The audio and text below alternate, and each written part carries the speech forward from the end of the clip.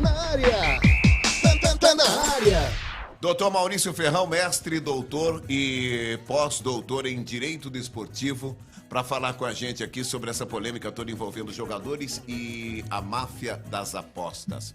Como fica a situação do Campeonato Brasileiro, doutor? Boa noite, prazer tê-lo aqui conosco. Doutor Maurício Ferrão, bem-vindo ao nosso Samba Gol, tudo bem? Muito boa noite, amigos da Transcontinental FM, a maior audiência do rádio em São Paulo. Obrigado. Nath. Boa noite, Naldo, querido. Edilson, Valmir Jorge, Eu mesmo. Osmar. Uma boa noite a todos. Pois é, estamos agora vivendo esse problema aí que é a Operação Penalidade Máxima, né, que envolve muitos jogadores. A gente já tem mais de uma dezena de jogadores denunciados e eles... Eu não sei se vocês querem contextualizar o que houve até agora ou eu posso... Fica à vontade, doutor. Dá uma resumida Dá pra uma gente, resumida, doutor. uma pincelada. Dá uma resumida. Não, então tá, uma pincelada, né?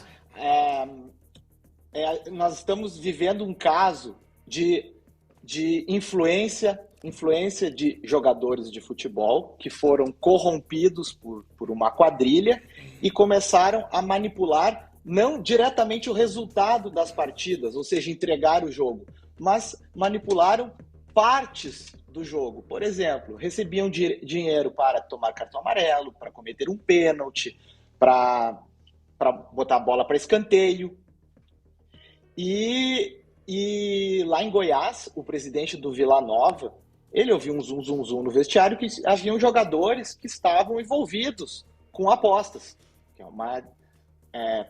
A aposta, ela é legal, mas se há uma quadrilha aliciando jogadores para eles manipularem o jogo, então é crime. E daí o presidente do Vila Nova, que é major da Polícia Militar lá de Goiás, ele fez uma investigação interna por conta dele e entregou para o Ministério Público. E como o jogador envolvido teria que fazer um pênalti, o nome da operação virou Operação Penalidade Máxima. E, pois bem, hoje os jogadores estão denunciados, eles vão responder na esfera criminal, por conta do Estatuto do Torcedor.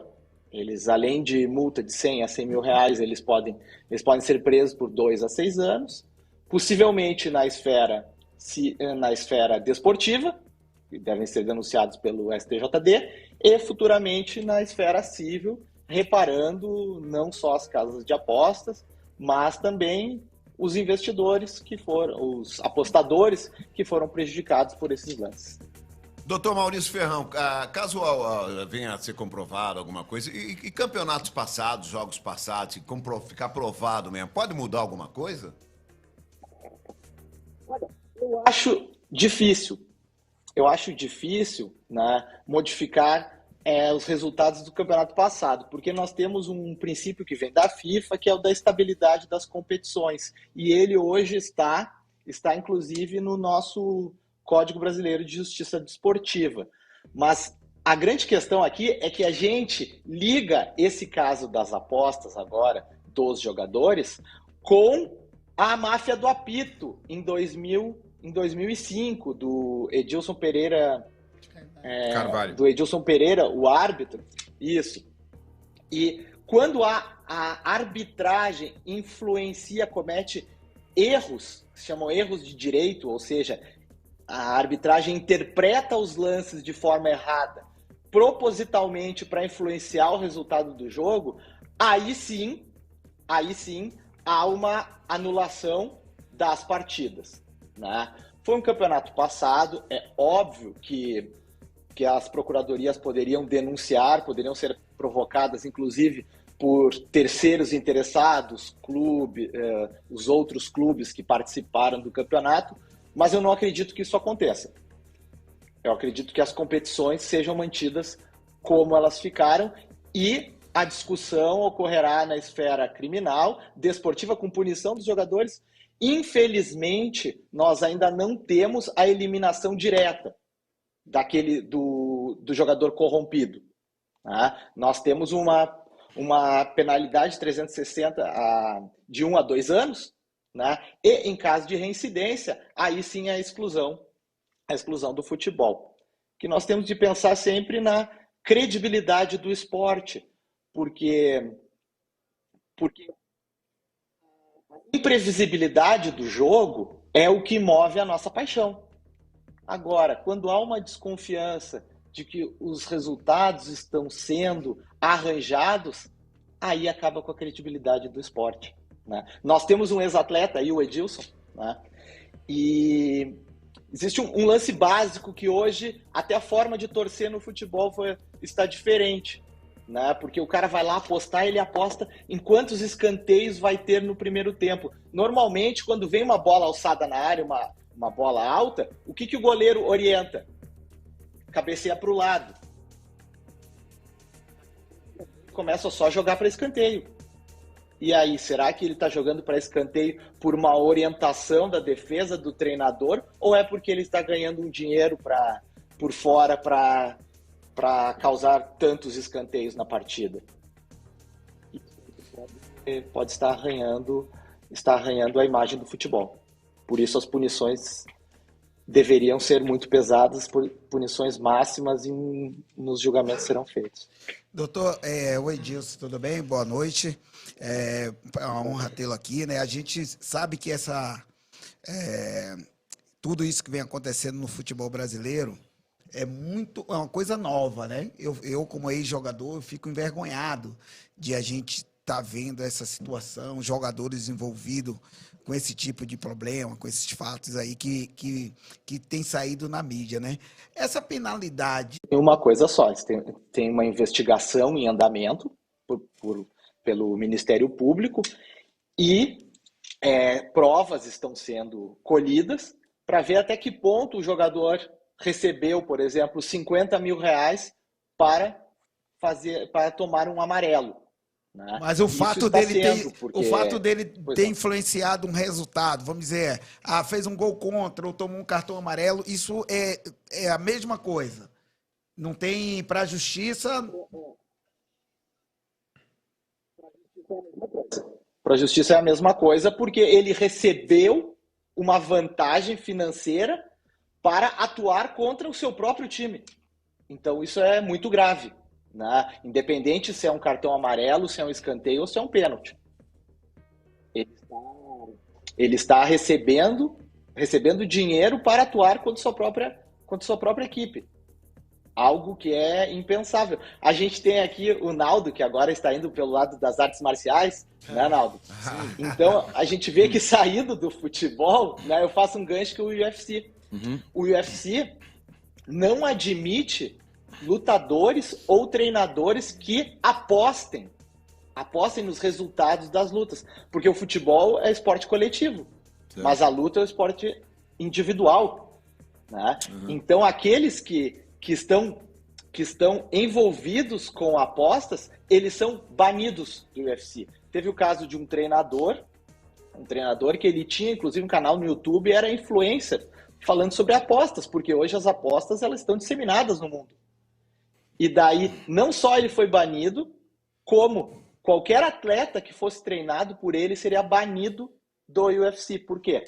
No momento que uma organização de luta perde a credibilidade, né, não se acredita mais que as lutas sejam imprevisíveis, mas elas sejam arranjadas, acaba o negócio como um todo.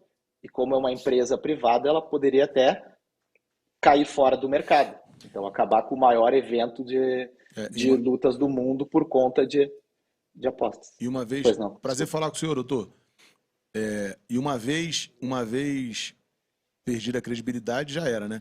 Mas eu entendi o que o Edilson também estava dizendo. Eu acho que ele queria colocar da seguinte forma. Ele queria que o buraco fosse muito mais embaixo. O entendimento dele, por exemplo, a penalidade para um jogador, para um atleta de um escanteio é igual a um cara que meteu um gol contra, porque um gol contra influencia diretamente no prejuízo de uma equipe, né? Eu acho que o Edilson queria entender. Né, Edilson? Acho que a tua parada era, se de repente não iria entender... Eu acredito que sim. Nós temos o tamanho da pena, a gradação da pena. Pode ser 360 dias ou 720 dias. Né? A multa, por exemplo, então aí vai levar em conta, de fato, sim. se foi um escanteio, se foi um pênalti. Então um toma 360, outro toma 720 dias. E daí, por exemplo, na área criminal, na esfera criminal, pode ser preso por 2 anos ou pode ser preso por 6 anos. Então, o delito existiu. Então, independe o que fez, se corrompeu. Agora, o que ele fez, daí a gravidade do que ele fez, sim, influencia para o tamanho da pena. Agora, doutor, é o Osmar Garrafa, boa noite. O caso é novo, né? É novo para o mundo do esporte, então são muitas as questões. Nós temos hoje jogadores investigados, alguns indiciados, mas nenhum condenado. E os clubes, no sentido de se proteger, estão afastando alguns desses atletas. Caso não aconteça a condenação, que a gente sabe que a justiça há muitas brechas, né? O advogado de defesa vai trabalhar, de repente não vem a condenação de um jogador que foi afastado pelo clube. O clube não pode futuramente pagar essa conta. Ele está tentando se proteger agora, mas como não tem a condenação, de repente o clube recebeu um processo desse jogador porque ele foi afastado por uma situação de jogo. O clube não corre esse risco. E uma segunda questão, existe alguma possibilidade de termos paralisação do campeonato por esse aspecto? De apostas? Respondendo a primeira pergunta, eu ainda não soube de algum jogador que teve o contrato de trabalho suspenso. Perfeito. Eles foram afastados, mas eles continuam recebendo em dia. Doutor, se eu não me engano, o Aleph Manga, do Curitiba, já teve. Nino Paraíba, do América, teve o contrato rescindido também. Mas foi em comum acordo com o atleta. Não sei se isso faz alguma diferença. A rescisão, ela é prevista no próprio contrato de trabalho. Né? O clube rescinde, daí existe uma outra discussão se foi por justa causa ou se não foi por justa causa. Daí tem que ver como é que o clube fundamentou a rescisão. E esse afastamento, se ele for, desde que o jogador continue recebendo seu salário, aí o atleta não tem nada que possa cobrar o clube. É uma forma do clube se proteger, tirar o jogador, não colocá-lo em campo, mas o clube ainda tem que arcar com o salário desse atleta para que ele não tenha um prejuízo jurídico futuramente. Exatamente, porque se ele for querer rescindir por justa causa, daí ele tem que fundamentar isso na Justiça do Trabalho. Daí já é um outro caso e não poderia acontecer agora porque ninguém foi condenado. Claro. Então, se ninguém foi condenado, não teria como rescindir o contrato de um jogador por justa causa. Né? E com relação sobre a paralisação, se existe alguma possibilidade. Falar em paralisação, eu também não acredito. Né? O que deve ocorrer são os jogadores que já foram denunciados serem suspensos preventivamente. Isso não é que deva ocorrer, é o que pode ocorrer. Inclusive, aqueles que não se corromperam, né, eles podem também ser penalizados, porque eles não comunicaram ao clube ou às federações. E existe pelo Regulamento Geral de Competições, eles teriam essa obrigação de no momento que alguém entrou em contato, tentou corromper, eles tinham que comunicar ao clube ou à federação. Eles não fizeram, mas daí é um caso mais leve, pode haver até uma transação desportiva disciplinar, né? E não haveria maiores consequências. Doutor Maurício Ferrão, mestre e doutor e pós-doutor em Direito Desportivo, conversando com a gente aqui no nosso Sambagô. Ô, doutor, as casas de apostas podem processar esses jogadores envolvidos, as que não tem nada a ver com isso e tal, porque tá rolando, tá envolvendo elas são todo vítimas, mundo. né, Valmir? São vítimas nesse processo também. todo. Podem, porque eu não tenho certeza desse dado, mas eu ouvi em algum lugar que de todos os clubes da primeira divisão, só o Cuiabá não é patrocinado por uma casa de aposta. E parece que todos os clubes da segunda divisão são. Né? Então, de 40 clubes, a gente teria 39. A atividade das casas de apostas no Brasil, hoje, apesar dela não ser regulamentada, ela é lícita. E elas são vítimas. Por quê? Uma quadrilha, que é um pessoal de fora, quer se locupletar, quer levar vantagem em cima das casas de aposta. As casas de aposta colocam, quantos escanteios haverá no primeiro tempo, ou qual jogador tomará um cartão amarelo.